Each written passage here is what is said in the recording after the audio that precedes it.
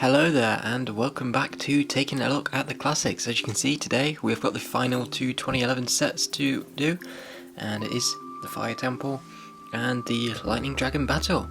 So obviously these are pretty big sets, so I think we should start off by taking a look at the smallest one first, which is of course the Lightning Dragon. So of course this is everything that came in the Lightning Dragon Battle set when it was released in 2011, in the summer of 2011.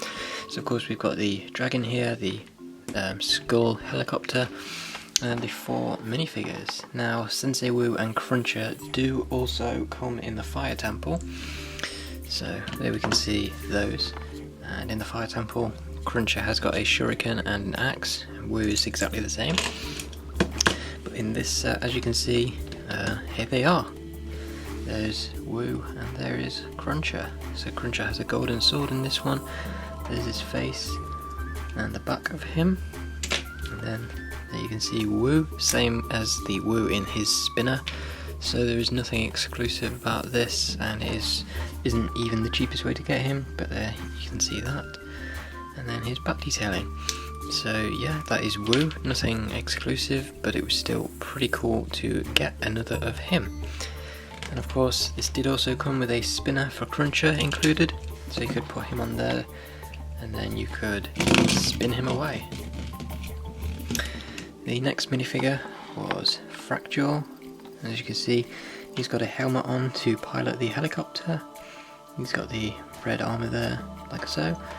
And yeah, there you can see more of his face. And finally, JDX. Also came in the skeleton bowling, of course. You can see he's got the nunchucks. And then there is his face and his back printing.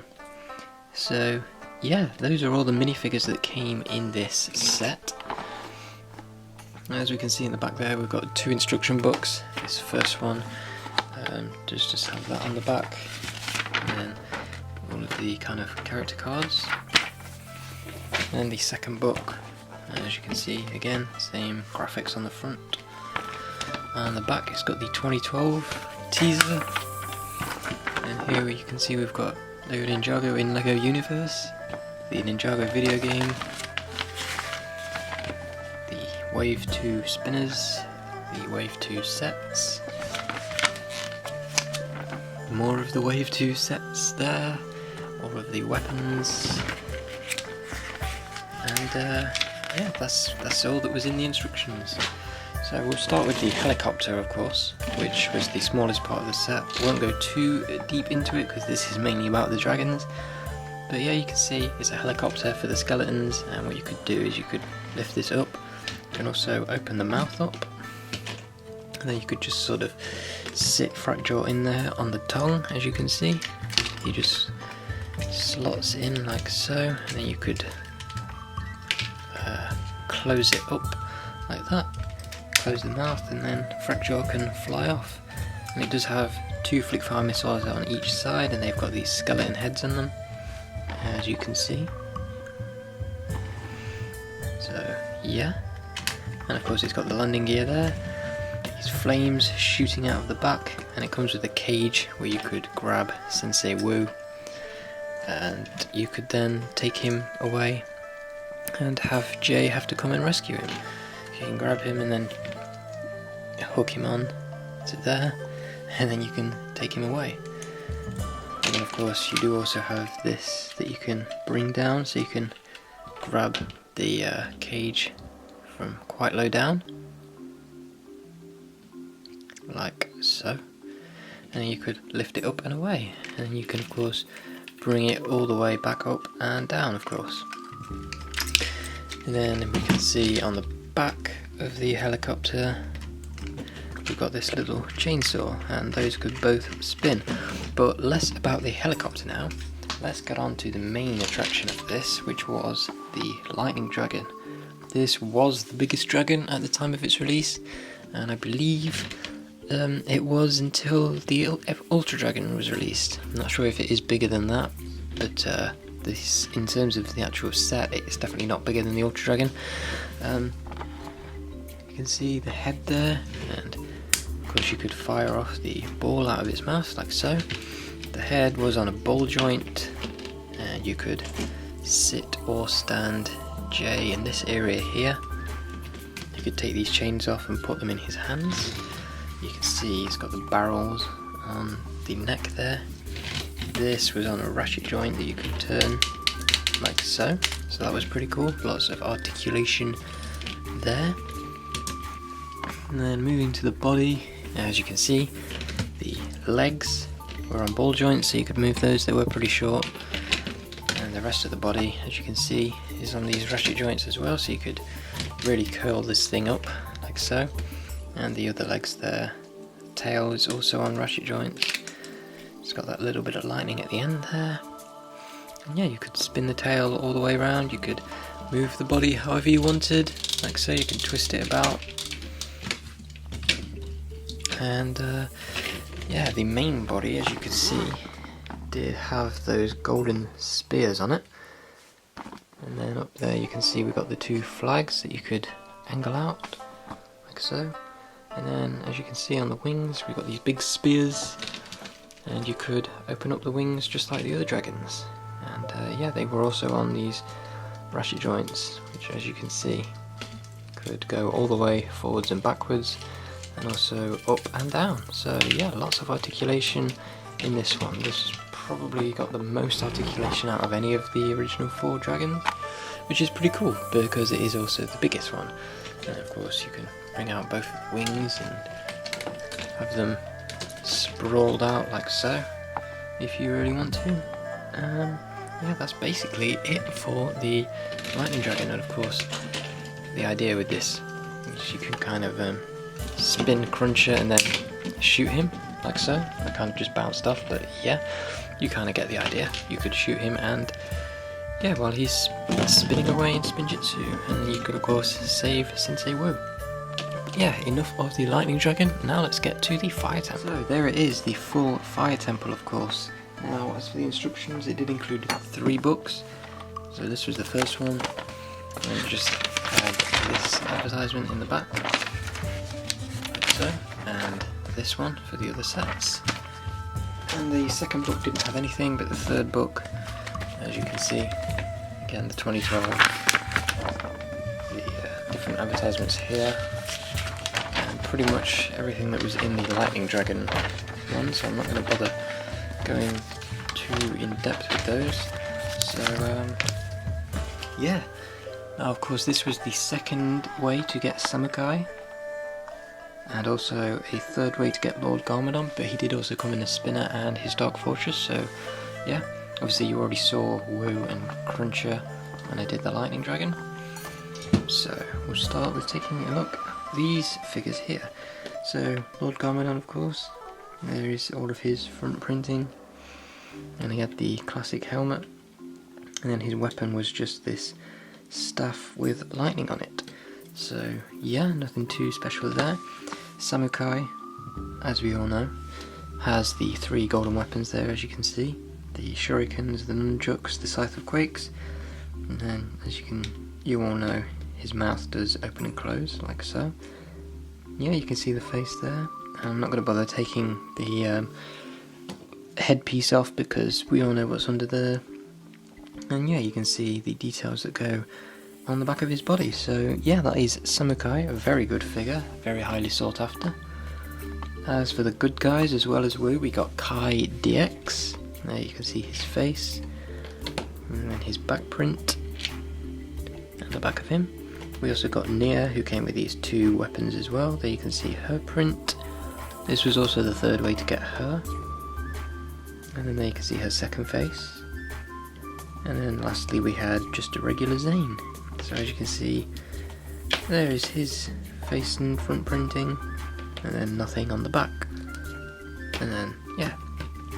So that is it for all of the figures. Obviously the temple itself was pretty big.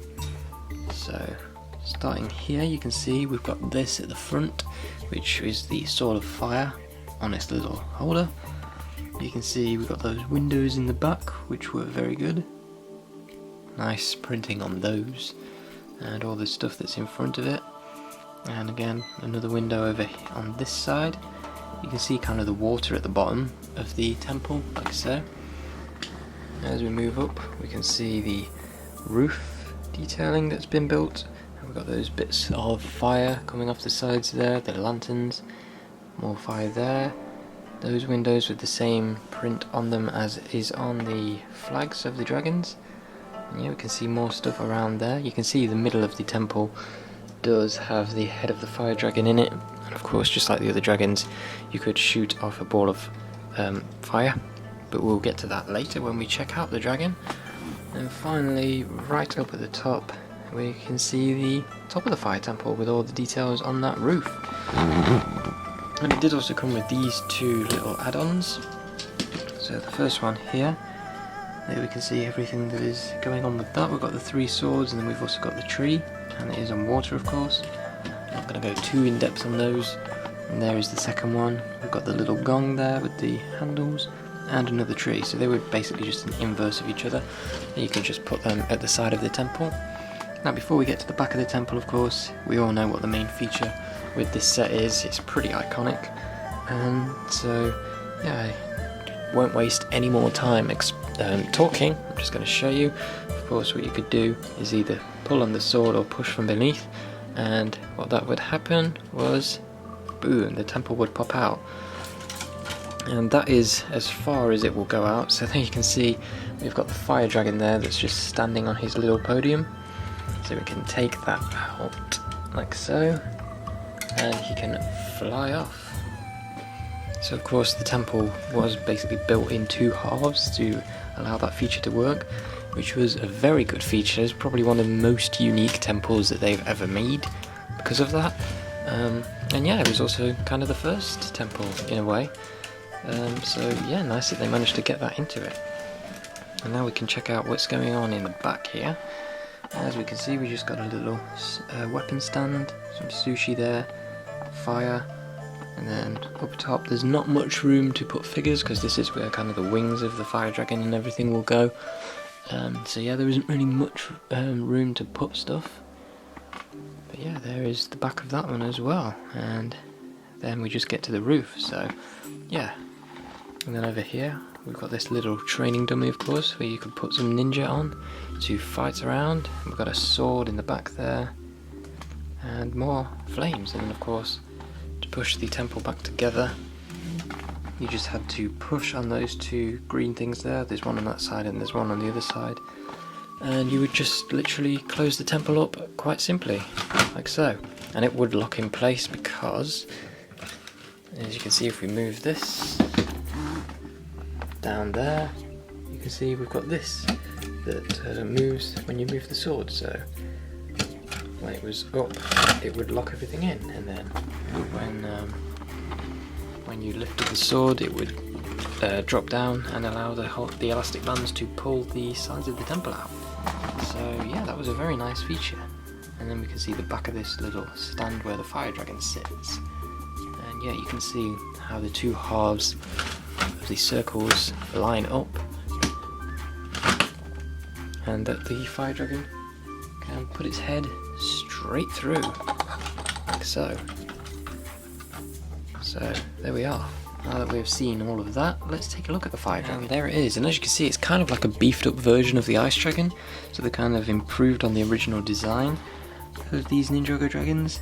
There you can see its face, and you would just push down on that and the fireball would launch out, like so. And you have got this spot here where you could sit a ninja. So we'll just take Kai, you could stand him in there and give him the chains to hold the dragon. But yeah, he could just sit in there on the neck. And then as we can see, moving down the body, we've got the flag there. There is space for other ninja to sit on this thing if you want. Got the legs there, these ones are actually on ratchet joints unlike the others. So they would move and stay in place pretty well. Lots of articulation there. And then the tail, also on ratchet joints. And it also had the flame on the back there, as you can see. And then as for the wings, they're sort of like the ice dragons, except they're a little more built up, so they were a little more stable. And then of course you could just open them up like so and close them up. And then the wings were on ratchet joints, so you could flap them up and down, but then also turn them like so. So for when it is inside the fire temple, it can be like, have its wings all sprawled out like so and look all menacing. And so yeah, that's really all there is to these two brilliant sets from 2011, and that pretty much concludes the video. So let's take a look at them both together and then get to a final verdict. So there we are, there is both of these sets together, was the Lightning Dragon and the Fire Temple. So overall, these were definitely two of the best sets from the 2011 wave. Obviously both were released in the summer, and they of course both include a dragon and an extra accessory. Obviously the Lightning Dragon would have been cool if they had another exclusive spinner for Wu like the one he had in the dojo, but giving one for Cruncher is it's okay, even though it wasn't an exclusive spinner because there was a much cheaper way to get it. It's still nice when we got spinners in sets, because of course you could use the spinners to attack the set. Obviously the dragons were all in the show for a brief amount of time, but it was still nice that we were able to collect them all, unlike the elemental dragons from season 4, which we still never got Kai's. This is actually the only dragon we have got that's exclusively for Kai and that isn't a juniors set.